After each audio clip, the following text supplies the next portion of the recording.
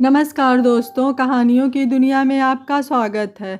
इस चैनल पर आपको रोज़ नई नई सामाजिक और पारिवारिक कहानियाँ सुनने को मिलेंगी। कुछ कहानियाँ आपको हंसाएंगी, कुछ रुलाएंगी और कुछ कहानियाँ आपको गुदगुदा जाएंगी। तो चलिए ऐसे ही एक आज भी पारिवारिक कहानी हम शुरू करते हैं। हमारी आज की कहानी है बेटा, ना तू अपने माँ का दूध का कर्ज निभा पाया और ना ही अपने पिता के प्रति अपना फर्ज। बूढ़े से लड़खड़ाते हाथों से एक कप गिर के टूट गया, मानो उस बूढ़े से कोई गुनाह हो बैठा था। बहू ने तो आसमान सिर पर उठा लिया। पापा जी, हर हफ्ते एक कप तोड़ देते हो, क्या कर रहे हो आप रसोई में?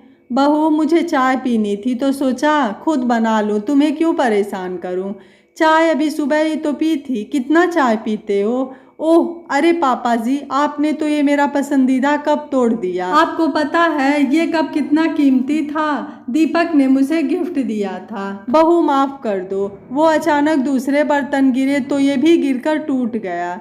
बस बहाने बना लो आपसे, जब कुछ होता नहीं तो करते क्यों हो? हर हफ्ते कोई ना कोई नुकसान कर देते हो। और बड़बड़ाते हुए, हे भगवान, लोग बूढ़े क्यों होते हैं? कितनी तकलीफ देते हैं यार ये बूढ़े। आप जाइए अपने कमरे में और रसोई में फिर मत आइएगा।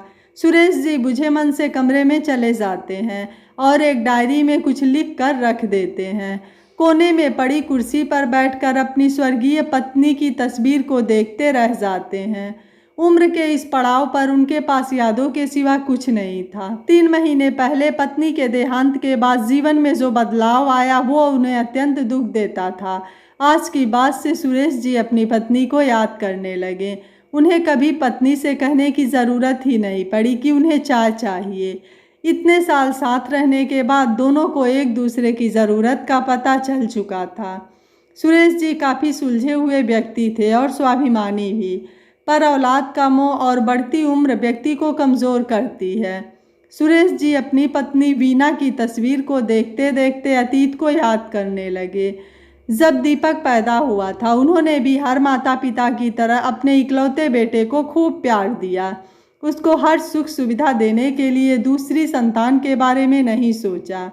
बचपन से लेकर जवानी तक हर ख्वाहिश पूरी करी, अपने लिए कभी नहीं बचाया। बेटे की पढ़ाई में, नौकरी में, रिश्वत, हर जगह उन्होंने अपना फर्ज पूरी ईमानदारी से निभाया। वे सोचते थे एक ही बेटा है, अगर इसकी ज़िंदगी बन गई तो ये आगे हमारे लिए तो करेगा ही, इसका भी तो फर्ज है अपने माँ बाप के लिए। बीना हमेशा सुरेश जी को बोलती थी, ये सतयुग नहीं कलयुग है, आजकल की औलाद वैसी नहीं रही, इतनी उम्मीद रखना ठीक नहीं। अरे बीना, औलाद में माँ बाप के संस्कार बोलते हैं। वो तो ठीक कहा है आपने, पर दुनिया भी तो बहुत कुछ सिखाती है। चलिए वक्त पर देखी जाएगी, ऐसा कुछ हुआ तो। काश जैसा आप सोचते हो वैसा ही हो। दीपक की नौकरी के बाद उसकी शादी की बात आई। माँ बाप ने सपने तो बहुत कुछ देखे थे, पर हुआ उल्टा। दीपक एक दिन दरवाजे पर एक लड़की के साथ घर आया। माँ ने देखा, पूछा, ये कौन है बेटा? माँ, ये तुम्हारी बहू है। तू पागल हो गया, मजाक कर रहा है ना? रुक, तेरी बाबूजी को बुलाती हूँ। अजी सुनते हो? हाँ भाग्यवान, क्या हुआ? अरे दीपक, ये कौन है? पापा, वो ये वो आगे भी बोलेगा। मैंने शादी कर ली। सुरेश और बीना के दीपक की शादी को लेकर सपने टूट गए, पर बेटे की खुशी के आगे क्या बोलते। बहू भी सुंदर थी। सुरेश जी ने कहा, अरे तो गधे, बहू को वहाँ क्यों खड़ा किया हुआ है? अंदर ला। रुक, वहीं अंदर मत आना। क्यों माँ? अरे बीना, क्या हुआ? वहीं रुकना, घुस मत जाना, टांगे तोड़ दूंगी दोनों की। और अंदर चली गई। पापा, माँ को मनाओ ना। अरे रुक बेटा, आने तो दे, देखूं क्या करने गई है। बीना एक हाथ में आरती की थाल और एक चावल से भरा कलश लाती है और दरवाजे पर रख आरती उतार कर बोलती है, अब दाएं पैर से कलश पर मार के अंदर आओ। बीना खामोश थी। सुरेश बीना के चेहरे पर झूठी हंसी साफ देख पा रहे थे। रात हुई, दोनों पति पत्नी अपने कमरे में लेटे। सो गई क्या? जी नहीं। बोलो, क्या हुआ? कुछ चाहिए क्या आपको? नहीं। सुनो बीना, मन छोटा न करो, वो बड़ा हो चुका है, जिंदगी के कुछ फैसले लेने का उसका हक है। अच्छा, और हमारा कोई हक नहीं? मुझे मालूम है तुम खुश नहीं हो, तुम्हारी झूठी मुस्कान और खामोशी अच्छे से पढ़ लेता हूँ। हाँ जी, आपकी तरह अच्छी अभिनेता नहीं हूँ। आप मुझसे तो कहीं बेहतर झूठी हंसी और खुश होते हैं, कोई पकड़ भी ना पाए ऐसा। हाँ, सिवाय तुम्हारे क्या कर सकते हैं, औलाद है हमारी, उसकी खुशी में ही हमारी खुशी है। सुनिए, एक बात कहूँ, जब तक बात उसकी खुशी की हो तो खुश रहिए, पर जिस खुशी से आपको तकलीफ हो वो खुशी नहीं होती। दीपक को हमसे बात करनी चाहिए थी, हमने आज तक उसको जो चाहिए था दिया है। चलो, अब जो कुछ भी हुआ कुछ नहीं किया जा सकता। एक बात तो कहनी पड़ेगी, क्या बहुत सुंदर ढूंढी है मेरे बेटे ने। हाँ, दे लो आप भी खुद को तसल्ली, और कोई रास्ता है? हाँ, सो जाइए। दीपक की शादी के बाद दीपक के रंग ही बदले बदले थे। दीपक की बीबी किरण खूबसूरत थी और घर के कामकाज में नील बट्टे सन्नाटा जीरो, बस घूमना, दीपक के साथ पार्टी में जाना। बीना अब कमजोर हो चुकी थी, तबीयत भी ठीक नहीं रहती थी। बीना एक दिन घर का काम करते करते गिर गई और सिर टेबल पर जा लगा, जिसकी वजह से काफ़ी चोट लगी। सुरेश जी उनको अस्पताल ले गए, वहाँ उनको एडमिट किया गया। तबीयत नाजुक थी, डॉक्टर ने ऑपरेशन के लिए बोल दिया। सुरेश जी दीपक के पास गए और पैसे का इंतज़ाम करने को कहा। दीपक ने कहा, मेरे पास पैसे नहीं हैं। सुरेश जी को उसके रहन सहन के कारण भी यही अपेक्षा थी। उसने कोई पैसा बुरे वक्त के लिए नहीं जोड़ा। वे पैसे के प्रबंध के लिए कई लोगों से मिले और जैसे तैसे पैसे पूरे किए, पर वक्त पर ऑपरेशन न होने की वजह से बीना जी की मौत हो गई। पत्नी की मौत के बाद तो सुरेश जी के जीवन ही बदल गया। दिन में कई बार चाय पीने वाला व्यक्ति 2 वक्त की चाय भी ठीक से नहीं पी पाता। और तो और किरण, दीपक की पत्नी, सुरेश जी के खाने पीने के ख्याल नहीं रखती, उल्टा सीधा कुछ भी पका के दे देती और खुद दीपक के साथ बाहर खाने पर चली जाती। सुरेश जी दीपक से भी कुछ नहीं कह सकते थे, वो जानते थे बेटा पत्नी की ही तरफदारी करेगा। तभी दरवाजे पर बेल बजती है। सुरेश जी देखते हैं कि दीपक आया होता है। वो उसे देखकर वापस कमरे में चले जाते हैं और किरण ने आते ही सुरेश जी की शिकायत शुरू कर दी। तुम्हारे बाप ने आज फिर एक कप तोड़ दिया, और कोई मामूली कप नहीं, तुमने जो मुझे गिफ्ट किया था। मैं नहीं रह सकती उनके साथ इस घर में, उनको वृद्धाश्रम में भेज दो, बाकी बूढ़ों के साथ मन लगा रहेगा। कैसी बात कर रही हो, दिमाग तुम्हारा खराब है? अपने कमरे से दीपक और किरण की बातों की आवाज़ साफ सुनाई आ रही थी। वैसे वो चिल्ला चिल्ला के ही बोल रहे थे। सुरेश जी को लगा, चलो बेटा तो बाप को साथ रखने को राजी है, तुम्हें लगता है वो मानेंगे? क्यों नहीं मानेंगे? तुम्हारी खुशी के लिए इतना तो कर सकते हैं। और कौन सा घर से निकाल रहे हो, बस उनका ख्याल रखने के लिए एक बेहतर जगह भेज रहे हो।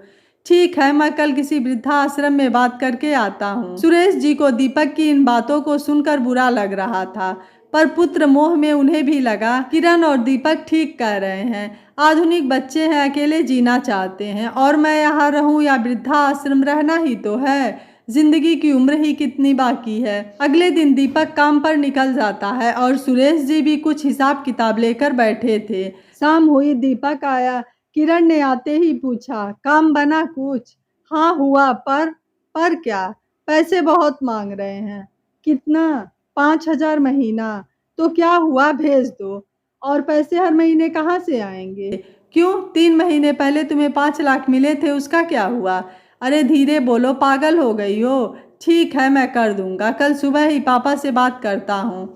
बात क्या करनी है, उनको भेज ही देना। सुरेश जी सब सुन रहे थे। आंखें तो तब नम हो गई जब उन्होंने सुना दीपक के पास 5 लाख थे और उसने अपनी माँ के ऑपरेशन के वक्त भी साफ इनकार कर दिया। उन्हें बीना की बात याद आ रही थी। वो हमेशा समझती थी। सुरेश जी को रात भर नींद नहीं आई और थक हार कर सो ही गए। अगली सुबह उठे, उठते ही बीना की तस्वीर की ओर देखा और अपनी झूठी मुस्कान के साथ कमरे से निकले। तभी दीपक बोलता है, पापा मुझे आपसे कुछ बात करनी थी। हाँ बेटा, बात तो मुझे भी करनी थी।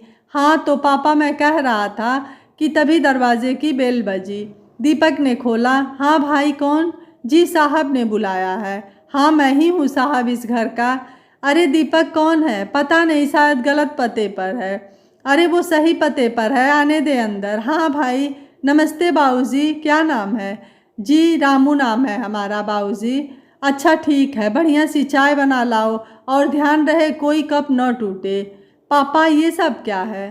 क्या बेटा, नौकर रखा है मैंने, इसकी इस घर में क्या ज़रूरत है? किरण करती तो है। बेटा तुम्हारे लिए नहीं, मेरे लिए रखा है। हाँ पिताजी, मैं आपसे इस बारे में ही बात करने वाला था कि हम सोच रहे हैं आपको वृद्धाश्रम भेज दिया जाए।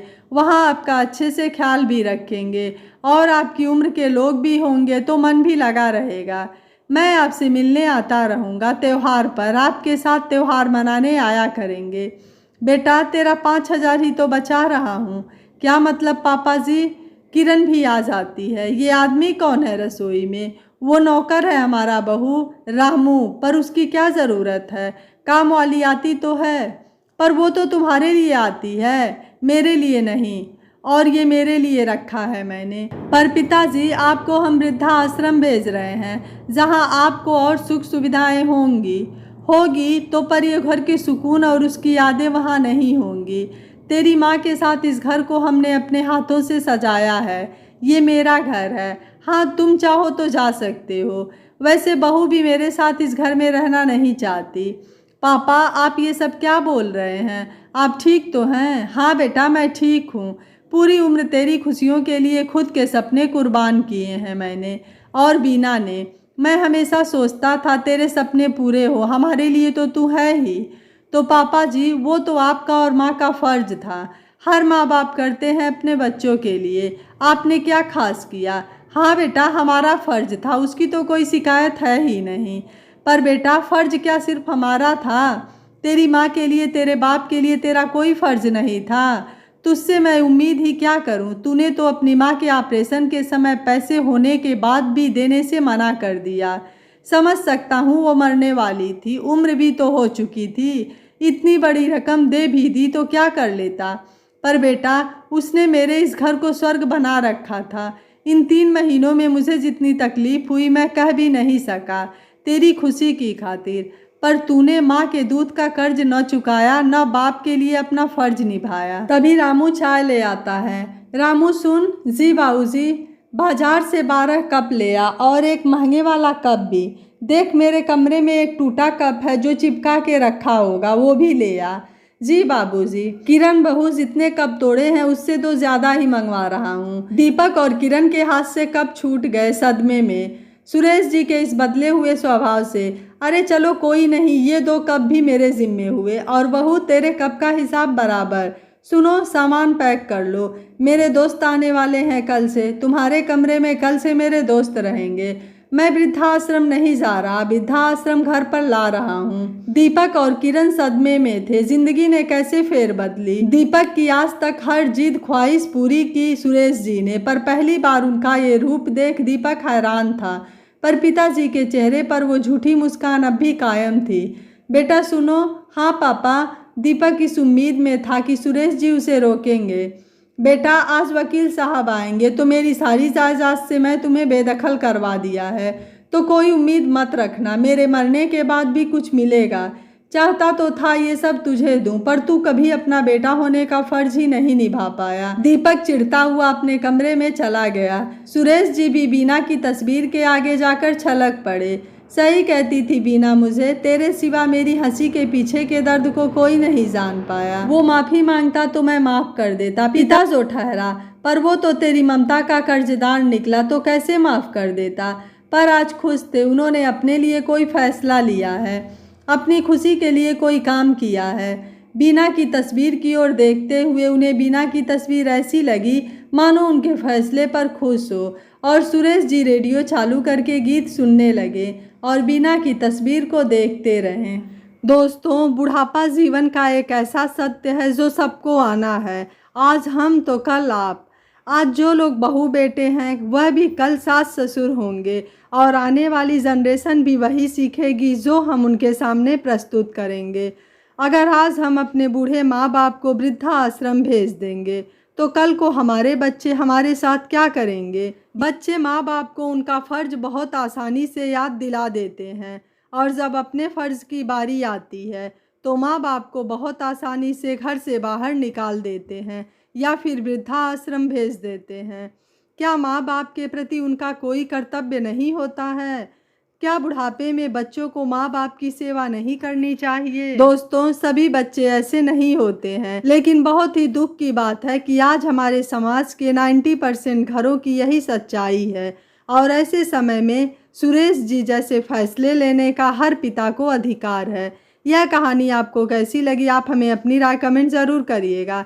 वीडियो पसंद आया है तो वीडियो को लाइक, शेयर एंड चैनल को सब्सक्राइब कर लीजिएगा। Thank you for watching. मिलते हैं अगली कहानी में।